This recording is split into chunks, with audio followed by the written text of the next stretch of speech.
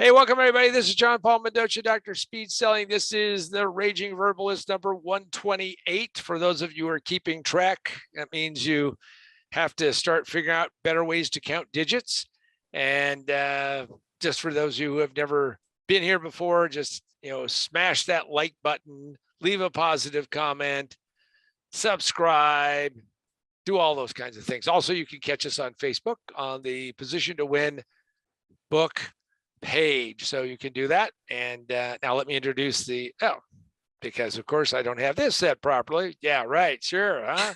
Okay, now we got it right. So now, see, this is supposed to be the big aha moment, the other part, but we blew that shot. Okay, so hey Sandra, how you doing? The lovely Sandra. I am well.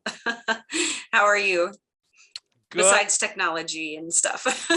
Well, we're up against it recording this one, but we're going to get it done. So get ready for a really good episode. Okay, so what is our topic today? Where do we kick it off? All right, so we're talking about the Google effect. And so the first question, can it possibly be true that Google search is making people dumber instead of smarter? Well, when we first started talking about this topic and started reading the article that really kind of spawned this, is that somebody started checking it out. And what they found out is that people were not retaining much of what they were going out and Googling and searching and doing this. By the way, Google killed bar bets because, you can't bet anybody in a bar because they sneak and they hold their phone down low and they're like, let me see, because they cheat. So, I mean, come on, if you're going to be a cheater, be a good cheater. But, but I think that it is making people dumber instead of smarter, not because of its inherentness, but because of the laziness of human beings, that we have a tendency to just kind of let the facts wash over us and we don't retain them. We just let them just kind of go on by. So I think it is more than possible. And in fact, we'll dig into this more and more, but it's a pretty fascinating, I would say fascinating indictment of how this technology that we've been waiting for millions. I don't know if a million years ago when humans were getting pulled together, they were saying, geez, I wish I could Google that. But we've been waiting for a long time to have this massive storehouse of knowledge that we could just go grab and pull from. But it seems like we're not using it to our advantage. We're using it to our disadvantage. All right. So has this phenomenon ever happened before with other technologies? Well, it certainly has been going down through history. So when they invented clocks, and I mean accurate clocks and all of that, calendars, which was a big deal, right? That was like, the high priests of societies would keep track of this stuff and want to mark this time off, and everybody had their own bio clock. Like animals have a bio clock. If you ever are around animals, and I'm not talking about like cousins who come over who eat too much or something, but I'm talking about animals definitely have a bio clock, because they're just like they sync with rhythm of sunrise, sunset, all of that kind of thing. And when clocks became more prolific and started to happen, what happened is that people started losing their sense of timing and were unable to figure out what time it was. And then we kind of bolt our way forward. And as Isaac Asimov, the science fiction writer, wrote a short story in 1958, which is 64 years ago for all of you who are mathematicians out there. And what he talked about in this short story, and I'll share the name of it so all of you can go Google it. It's called The Feeling of Power. And in February of 1958, he wrote the short story in which he thought about, and this was, remember 1958, there were not a heck of a lot of computers, but he thought about how the fact that because of all this compute power that we then had, that people would forget how to do a simple arithmetic, and what that change would bring about, which of course we then saw less than 20 years later when people started buying calculators, then eventually computers to do it. Well, it's the same type of thing. If you don't utilize this capability, if you don't learn how to do it, then in some ways it becomes diminished. In a lot of ways, it's like a muscle. It just atrophies and kind of goes away. So, Asimov was talking about this, almost this exact same phenomena in a different way 64 years ago. So how soon before Google is allowed in the classroom instead of having to learn any facts and just become better at Googling? Well, right now there are lots of schools that are wondering about this, especially with distance learning. And I know that there is a college that just does distance learning, and they have developed an elaborate protocol. That's the way I would look at it, in which you have to take your test. When you take your test, it has to be on a very specific, and I don't know if it's Zoom or WebEx or whatever it is, but essentially they lock down your computer, so you have to stay focused on what you're doing, so that way you don't cheat, you don't go and do things that would be a bad thing. And then you also can't have anybody else in the room like signaling to you, say, pick C, it's always C. And so I think that eventually we're going to see Google in the class, or we already have technology in classrooms, but we'll see that become more prolific. The downside of it is that there's lots of times where people will Google things and they don't know how to discern between real information and not. And I'm not talking about the whole trend now towards misinformation. I mean, you talk about a misnomer of a phrase. Because there's a lot of things that people don't actually know whether or not it's true or not, or whatever it has to be. I just give the example of during World War II, the British propagated this mythology, which still exists. It's out there. You can go find it on the internet and not really find the true reason for it, but they propagated this myth that the reason why all these German planes were being shot down, and a lot of them, was because that they had these spotters, and these spotters were given a concentrated dosage and eating a bunch of carrots. And because they ate carrots, their eyes kept getting better and better and better. And that's how they were picking them out of the sky and shooting them down. Now, this all turned out to be nonsense, bullshit, and propaganda, because really what was going on is that the British, what they were doing is they actually were taking this thing called radar that they had invented, and they were seeing these planes come in and they were shooting them down, but they had to come up with some way to convince the Germans that in fact that they had this super eyeball power that was taking effect of this. Now that still exists today. And so there's a lot of that. And a thing that I'm always concerned about when you give Google, or a search engine with Google's power into a classroom, is who's going to be there to explain to somebody that this really is just a story that somebody made up and it isn't real. I think it's going to be there sooner than later, but hopefully there'll be some way to stop people from getting sucked into, not knowing whether it's right or wrong. So is there a way to fight the trend to Dumbville? Good name there. There you go. I mean, we're all on the way to Dumbville. Stupid town. Well, frankly, that the tools should work for you and not against you. And I think for me, in especially talking to people about utilizing them for business, is I'm amazed at how many people don't go out there and do any kind of research on anything, nor do they gather it.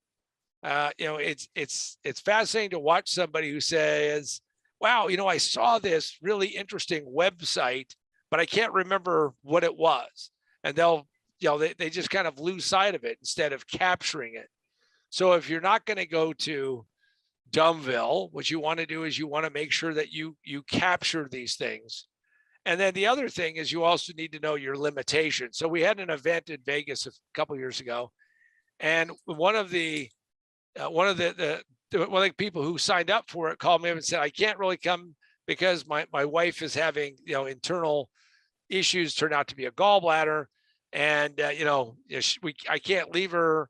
I mean, it's like just a gallbladder, but anyway, I can't leave her.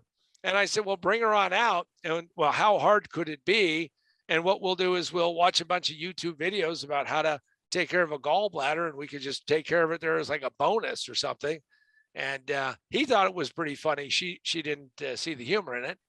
But that's one of the things that you have to be careful with whenever you're using, this kind of capability, is that it makes you feel like you're some kind of super, Uber man, Uber woman, Uber whatever you want to call yourself. And you got to understand that there's being exposed to information, and then there's being able to understand and utilize it. And there's two different pieces of it. And part of what, of course, you want to do in business is make sure that you are utilizing the tools that are necessary for you to become successful. And of course, there's a couple of ways that you can start and get better at this thing.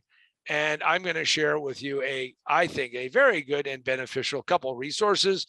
And they are, you can always pick up my book. Most businesses fail in the first 5 minutes. It just takes 3 to 5 years to realize it. Position to Win. Literally was talking to somebody who shared with me that she was going to start a business. And I could already tell that she had made some decisions that could put her on that road to failure in 3 to 5 years. So you want to make sure that you do not put yourself in that unenviable position. Also, you might want to check out, and of course, this is available in physical form. You can get it from positiontowinbook.com, positiontowinbook.com. You can also go to Amazon, Barnes & Noble, Books A Million, wherever a retailer is, they can always order this book. Also, you can get it digitally from Amazon and Barnes & Noble Nook and Apple iBooks. And then exclusively, you can go pick up Remote Work for a Better World. And Remote Work for a Better World is designed for people who are doing what we're doing now, which is doing remote work and doing things with the internet and all of those kind of cool things. So those are some of the ways that you can, in fact, improve your chances of being successful. All right. What is next, Sandra? All right.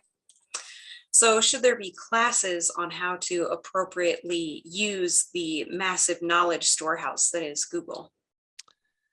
I think that there should be a lot of training on how to use Google. And in fact, I would hazard to guess that most people use some tiny fraction of a percentage of the capabilities that are there.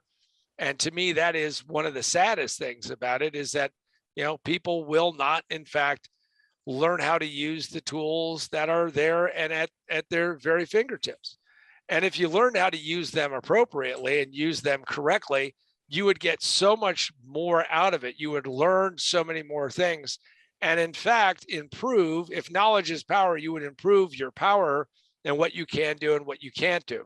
So I hope that somebody starts realizing how important it is to do this. I am quite shocked, frankly, when I meet people who say, well, I Googled it, found the first answer, which usually is somebody advertising something.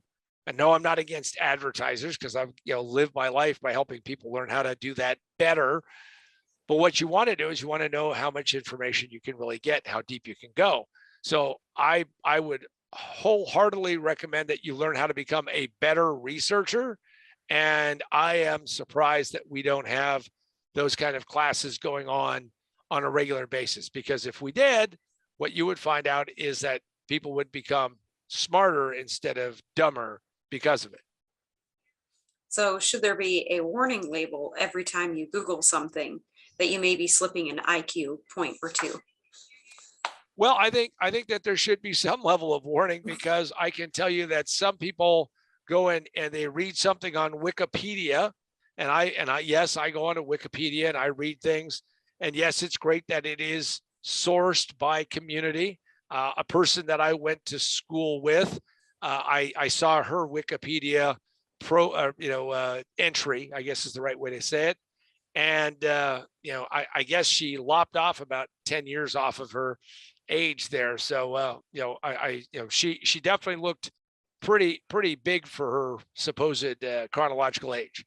So I think that what you have to do is you have to make sure that you are discerning and that you check things out, and that you do not get trapped into going out and then learning something and assuming that it was absolutely correct and accurate and that you actually know something. Just because you read a couple of entries and citations and information doesn't make you an expert. It makes you aware, and being aware is good, but being aware doesn't make you this super person who knows what they're really talking about. Always learn the level at which the data you have. I am a believer that one of the downsides of how most people utilize the internet is that it is this giant, vast ocean that's about 6 inches deep. And that's it, because most people don't go deeper than that. Force yourself to learn how to do that and go further. Also, utilize tools to capture it. I happen to use Evernote. Some people use OneNote. Some people use other methods, but always learn how to capture these things so you can go back and see if you actually got the right information or not. Is there a way to use this to your advantage, or are we doomed to become dumber? I think that for the vast majority of people, and I hate to say this, I think that there's a lot of people who are just going to get dumber, because what they're going to do is they just Google it, they read it, and then they move on, and they don't retain anything. The human mind has this incredible ability to relate one set of facts, another set of facts, and then pull them together and then build this whole mesh of ideas and concepts out. The way to use it to your advantage is, of course, to capture this information, and then you have to take time to analyze it. This, by the way, is not a new thought from me. Aristotle wrote like 2,500 years ago, and an unexamined life is not worth living. Well, an unexamined search is not worth searching for, because you need to go out there and dig into it. And if you do, I think you can use it to your advantage and leverage it to the best of your ability. And how do you profit from this phenomenon of people becoming dumber because of utilizing Google? What this is driving people to is a desire to accept summary information as being as far as they want to go. So if you're selling to somebody, remember the age-old rule of that you give them enough information to make a decision in your favor, or a decision in general. So start to understand that you're not going to be able to give people all the information that you may have. And now this gets to that whole concept of, if you've ever seen Russian nesting dolls, is what is that tiny, tiny, tiny little kernel in the center that you can utilize, because that's where you should start. You should give them the information they want, see if they buy it. If they don't, if they say, no, I need more, we go one layer out, and then another one, and another one, and another one, until we satisfy where they're at. Some people want it all, and they're going to do that, and they're going to turn into real pains in the neck. But for the most part, the way to benefit and profit from this is to understand that people are actually making decisions on lesser information than ever before, and in fact are not going in depth and dealing with it.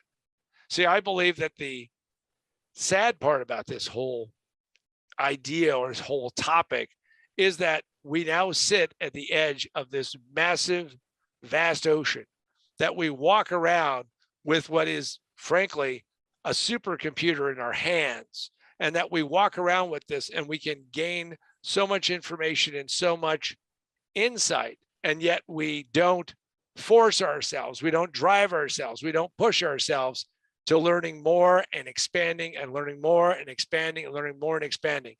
Do that, and instead of being on the road to Dumbville, instead of being stupider, you'll become smarter and more capable than ever before. Make sure that you take some time every day to go out there and search and learn about topics and learn about things and grasp new facts and new ideas and more than before. And in fact, work against, and that's where resistance it comes in. We have to work against our natural inclination of humans, which is homeostasis. That's a fancy way of saying we're a bunch of lazies, and you want to push against that. And if you do, you'll find yourself going in the right direction. I believe that every single person has that opportunity. We are at an age when you can get a massive amount of information. When I hear people say, well, I can't afford to go to school, or I can't afford to go, I went out, my brother Michael told me about the Isaac Asimov story. I did a Google search. I looked for it. I found it. I grabbed it. I pulled it in. It didn't take me but just a few seconds, but I captured it so I can then utilize it and make it where I'm living in a bigger, better world for myself and for hopefully all of you than a shallower, less perspective world. What I wish for you, and I'm speaking for myself and for Sandra, is that what you'll do is you'll take this and you'll Google something and you'll learn something and you'll be a better, stronger, smarter person. And if only one person does that, then I guess that what we've done has been worthwhile. So this is John Paul Mendoza, Dr. Speed Selling, for myself and the ever lovely Sandra. This has been the Raging Verbalist number 128. Go on and have a great one, and we'll see you right here next week.